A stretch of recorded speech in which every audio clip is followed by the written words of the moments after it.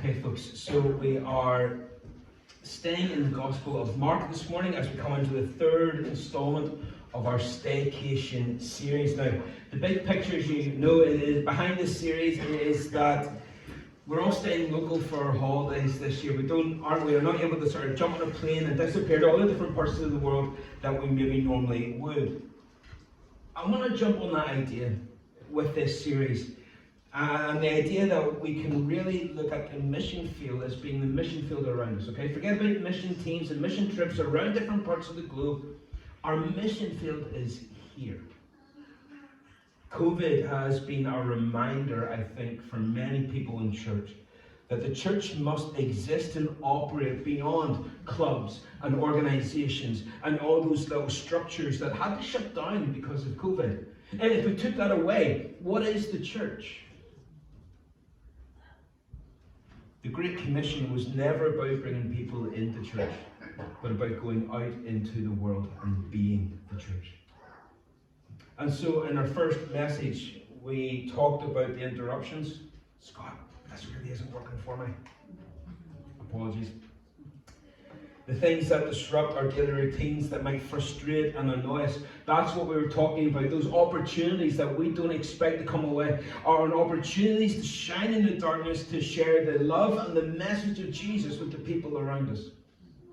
The people who are in need around us. Then last week we spoke about Christ's heart for children.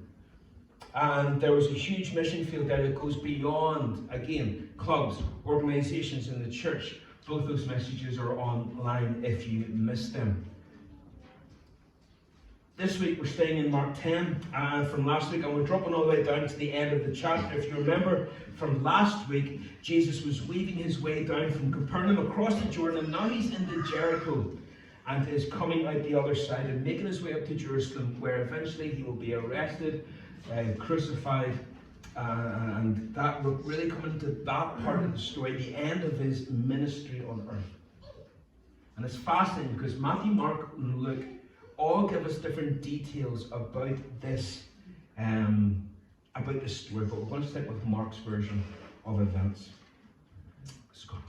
They came to Jericho, and as he was leaving Jericho with his disciples and a great crowd, Bartimaeus, a blind beggar, the son of Timaeus, was sitting by the roadside, and when he heard that it was Jesus of Nazareth, he began to cry out and say, "Jesus, son of David, have mercy on me." Many rebuked him, telling him to be silent.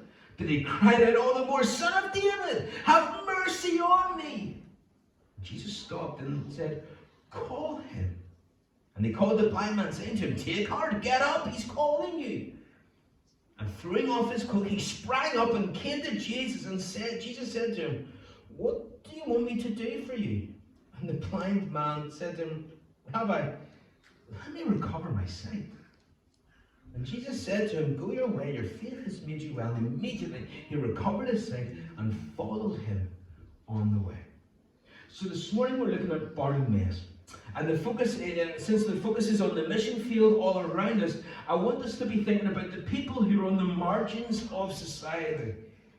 The ones whom society and the crowd would rather we kind of just walked on by. The ones that we forgot about. Jesus' example would be for us to include and focus on those who can offer us nothing in return.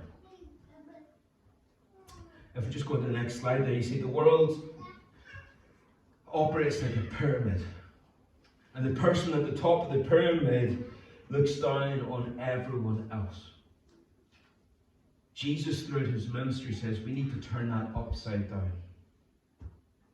That's the kingdom. The kingdom is it all flipped upside down. R.C. Minsky, a great commentator, talks about this pyramid. Scott, he says, great men don't sit on top of lesser men. Great men bear lesser men on their backs. That's what Jesus did. And you even find it among Christians with this idea of celebrity status. Pastors in America doing arena tours, charging thousands of dollars to come and speak. But even closer to home, you have churches with large teams of staff. And they've a pastor for everything that's going on. delegating out tasks, I think that's a bad thing for the church overall. I think that's a bad idea. When you just hire somebody to do a job instead of everybody coming along and doing it. That's a different conversation.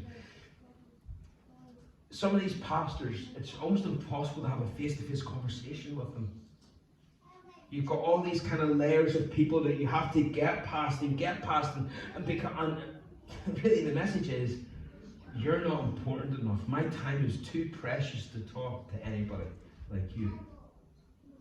And that's a really bad attitude for a preacher to put out there. I'm too important to hear from you. They've forgotten that they're God's servant. That our job is to be a slave of Christ.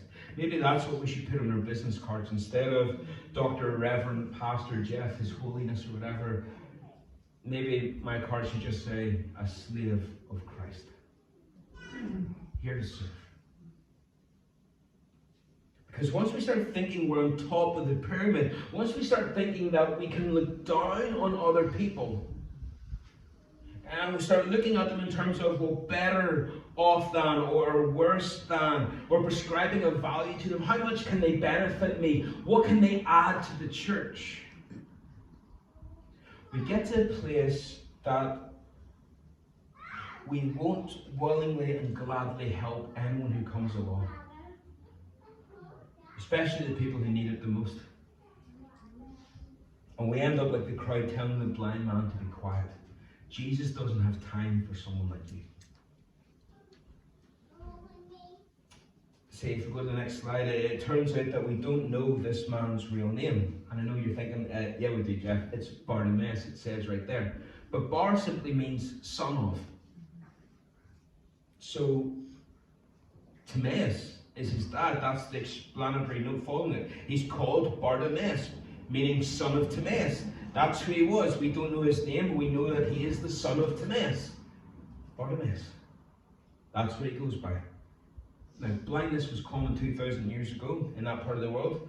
The sun was very bright. The sand blew up stones quite often. They didn't have sunglasses. They didn't have protective lenses. Unsanitary conditions. A lot of people were blind back in the ancient world. Many lost their sight within a few weeks of birth because of infections that they picked up during labour. Very common. Very common. But this man asks Jesus to restore his sight, to recover his sight, so it would seem that he's lost his sight later on in life. He can remember such times as when he could see. Now Jericho is interesting because that was a place where they had like a research centre, for lack of a better term, for looking at blindness. There was a balsam tree that grew in Jericho because it was 1,000 feet below sea level. It was a different climate, and these plants grew around Jericho that didn't grow anywhere else in Israel. And so there was a higher percentage of a collection of blind people around Jericho because they wanted to see the breakthrough. They wanted to be part of the research. They wanted to see this blindness end. It was hard. If you became blind, you didn't have a family to support you. You ended up being a beggar, sitting at the gates of the city and hoping for the generosity of people coming in and out to throw you a couple of coins. Now, Jericho was a clever place to sit as well because many people would have came through Jericho to go up to Jerusalem to worship, to sacrifice, and so people who are maybe sort of feeling a wee bit guilty and feeling, oh, I'm not quite sure about how I'm going to get on here. I'll throw a couple of coins to the blind guy. I'll be generous to the people around me before I go up to worship. It could make myself feel better. That was the idea. And so whenever Jesus was coming past and he couldn't see, but he heard the crowd and he heard it was Jesus, he cries out, "Son of David, have mercy on me." Just on the next slide there, Scott, please. That this man lacks the ability to physically see, but he sees better than the rest of the crowd. He calls Jesus the Son of David. That's a messianic term. He said, "I know who you are, Jesus. I know you're the one who's coming to save us." To the crowd, he's a rabbi, he's a teacher, he's a popular figure to follow. But at Bartimaeus, he's Jesus, the Son of David, the Jewish Messiah, the long anticipated one. Now, how did he know who Jesus was? How did he know that Jesus was the Son of David? Maybe just being a beggar at the gate of Jericho, he heard all the stories. People coming through the city, going on to Jerusalem. And he's heard stories. Jesus healed the blind guy. He healed the deaf guy. He healed lepers. And maybe he stopped a few people and said, excuse me, mate, excuse me. Did he really do that? Did he really? Oh yeah, we were there, we saw it. Wow. Maybe some people said, yeah, we heard him when he was in Nazareth and he read from Isaiah. Quoting Luke 4, he says, the Spirit of the Lord is upon me because he's anointed me to proclaim good news to the poor. He has sent me to proclaim liberty to the captives and recovery of sight to the blind. No way, he said that. Yeah, he did. And this man who was blind heard and believed in Jesus. His faith comes by hearing. It doesn't come from witnessing miracles and seeing the signs. It comes from hearing. When he knew that Jesus was in town, he identified him. Jesus, you're the Son of David. You're the one I've been waiting for. You're the one who can save. It's the name that they'll be calling him as the triumphal entry at the Mount of Olives. This is what they'll be calling him. But this man, even though he was blind physically, could see better than everyone else. He saw in his heart who this was. And he did what anyone can only do. He called out in the name of the Lord. And everyone cheered. Well, no, that's not what it says at all, is it? Verse 48 tells us the people told him to shut up. They didn't want someone like that slowing down their adventure. They didn't want someone like that taking away the flow of what was going on. They didn't want someone like this who was a beggar, who was unclean, someone whose place in society was at the bottom of the pyramid. And yet, even though he got who Jesus was, Jesus shouldn't really be bothered by someone like that. They were on top of the pyramid and were content to look down on Bartimaeus. Now, it's one thing for the crowd to say, yeah, we'll throw you a couple of coins whenever we're feeling guilty. We'll throw you a couple of coins to make ourselves feel better about ourselves. It's another thing to take Bartimaeus and bring him to the front. This blind guy, no, he doesn't get to shout over us. He doesn't get to interrupt what we're doing. He doesn't get to make us feel uncool or uncomfortable. He should know his place. We're at the top. He's down there. Besides, it's too much time and effort for Jesus to deal with somebody like that. He's got too many issues. I want you to think about who you walk past daily. Who are some of the people that you walked past this week? Maybe there was a car stopped at the side of the road. Maybe there was a homeless person. Somebody a wee bit worse for wear. Somebody selling the big issue. Isn't it true that our natural instinct is to avoid eye contact? To pretend that we're really busy, we'll have to walk a wee bit faster, pretend we're on the phone. Oh, just remember, I need to ring my mum. Great men don't sit on top of lesser men. Great men bear lesser men on their backs. See, everyone has a desire to belong somewhere. To be accepted, to belong, from the person living on the street to the immigrant, or to someone who slipped through the cracks of the welfare system or the health system.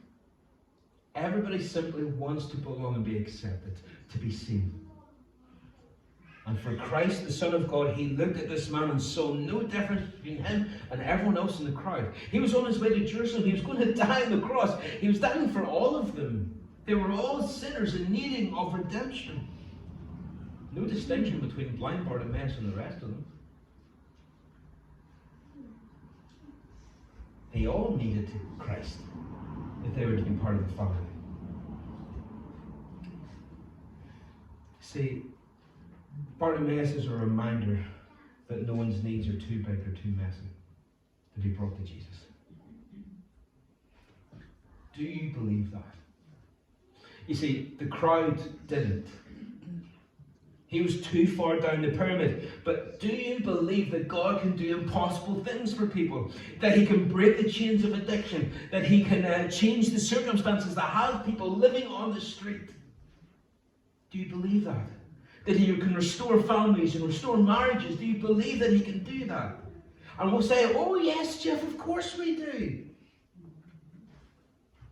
But dare I ask for a show of hands, how many people have visited someone in prison, a stranger in prison, over the last 2 years? How many times did we go and help the homeless? Compared to how many times we just walked on by,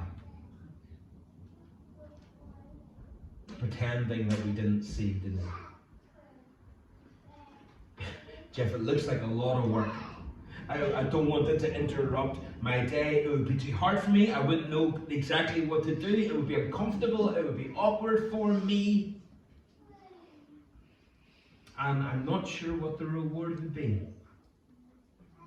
What could they offer in return? It would require a lot from me and very little from them. My point is this: it's very easy to have a go at the crowd here outside Jericho. But the truth is, we're probably more like them than what we really like to think.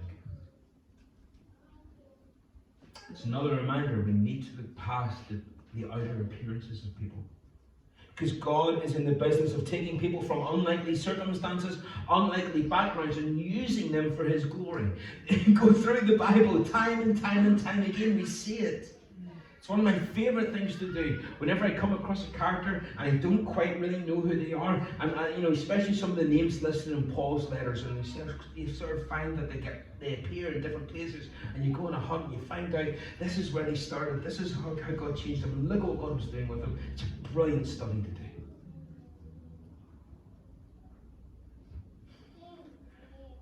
But maybe you find yourself on the other side of this. Maybe you find yourself a wee bit more like Bartimaeus. You feel like the church, and some Christians in particular, have made you feel like your baggage is too much to come.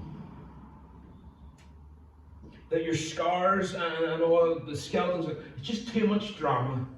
It's just too much to handle. You're not really a good fit for us.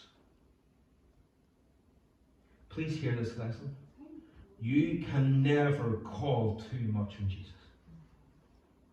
You can never bug Jesus. All right? He's never going to try and say, like, would you mind? I'm like God of an entire universe here. Okay? I've got a lot of other things that I need to be doing. Would you just shut up for a few minutes, give my head peace? No. Never, ever, ever. Don't let anyone put you off. Don't let anybody tell you that you shouldn't. Call on his name. Press in. Keep coming to him. He commands us in 1 Thessalonians 5, pray without ceasing. Don't stop calling out to me. In Romans 12, he says, rejoice in hope, be patient in tribulation, and what? Be constant in prayer. I love Isaiah 62. It's going to be up on the screen behind me here. I have posted watchmen on your walls, Jerusalem. They will never be silent day or night. You who call on the Lord, give yourselves no rest. Keep going and give him, the Father, give him no rest till he establishes Jerusalem and make her the praise of the earth. Don't stop coming to God in prayer. God very much wants you to keep calling out again and again and again and again. Never let anyone tell you that you can't. God is listening for anyone who will call on him right now, whatever it is, even in your life right now, call out him. It doesn't matter what other people might think. It doesn't matter if they think it's a big deal or you think it's not a big deal. You can bring it to him. God delights in taking people others would dismiss and using them. That means whatever's going on in your life right now, that stuff that you don't really want to talk about, God can redeem it and make it part of your victory story. Because at the heart of every story, God is the hero. He's the hero. Think about the people in the Bible. It wasn't Noah who closed the door of the ark. It wasn't Abraham who made himself a great nation. It wasn't Joshua who brought the walls of Jericho coming down. It wasn't David killing Goliath in his own strength. In every story, it's God's power, God's wisdom, God's goodness that's on display. But this crowd in Jericho really didn't care about any of that. Well, not yet, they will. See, if we go back to the text here, I just love his determination. Look at verse 48. Many rebuked him, telling him to be silent, but he cried out all the more, Son of David, have mercy on me. What was his response to being told to be quiet? He cried out more. Never let anyone get between you and the Lord. Don't let your mates get in the way of coming to the Lord. Don't let the people you work with get in the way of you coming to the Lord. Don't let your boyfriend get in the way of you coming to the Lord. Don't let your girlfriend get in the way of you coming to the Lord. Even if there's a whole crowd of people, don't let them silence you. Don't stop calling out to him. Imagine how Bartimaeus would have felt if he had listened to them. Imagine if he did just keep quiet. He'd have went away, and his impression of Jesus and his followers would have been, they don't have time for people like me. I really must be worthless. I really must be useless. Because the Saviour was right here. I got pushed away. But Bartimaeus knew who Jesus was, even though he had never seen him. He was so close, yet he would not stop shouting, don't let the crowd silence you. Don't let them silence you. Verse 49, Jesus stopped and says, call him. And they, the crowd, they called the blind man, calling to him, hey, take heart, get up. He's calling you. So the guys who were all shouting, shut up, are now shouting, cheer up. Get up. Crowds can be fickle. That's why it's always a bad idea to follow them.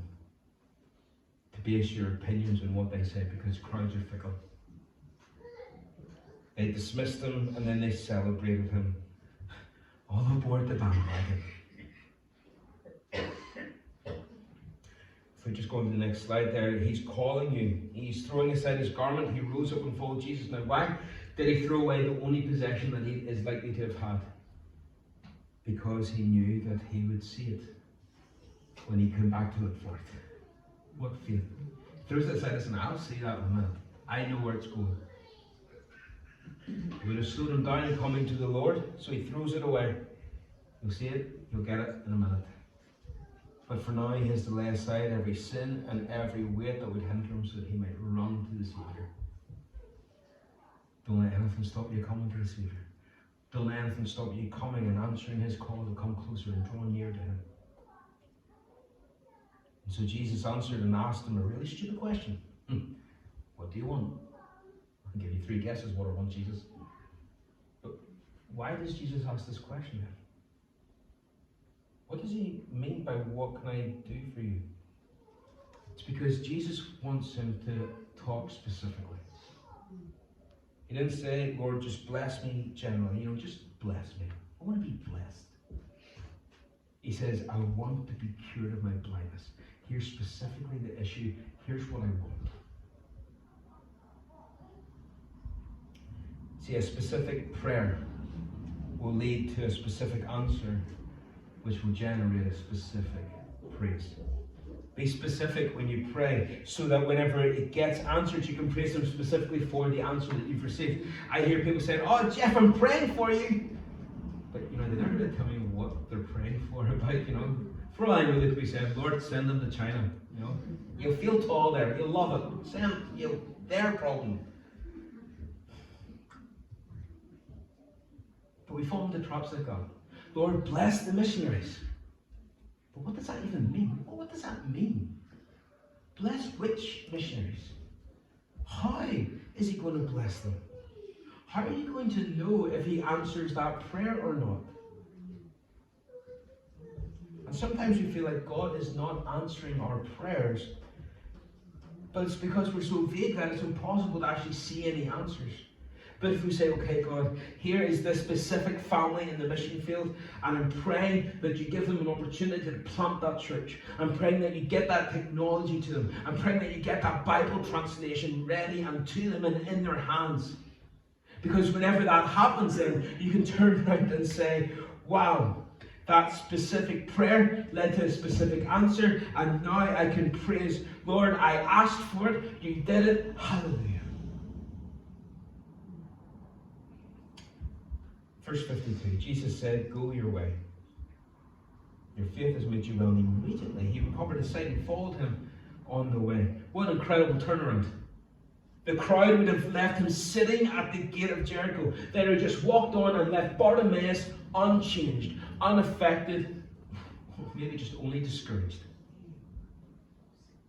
But Jesus changed the dynamic of the whole thing. You see, the crowd's attitude changed when he realized Jesus was calling him as well. See, whenever they realized where the heart of Jesus was, then they got on board with it. Folks, this is Jesus on the way to Jerusalem. Within a week, he's going to be taken, beaten, tried, executed. He's other things on his mind. He's got important things. He's got eternal things on his mind, but he stopped for the blind man because he was important to him. So whatever you've got going on in your life, whatever your week looks like, however busy you are, your work isn't more important than what Jesus had going on. But he made time. He set the tone. He led by example. He changed the priority. Folks, who are you walking by? Who is invisible to you? Who would you rather avoid making eye contact with?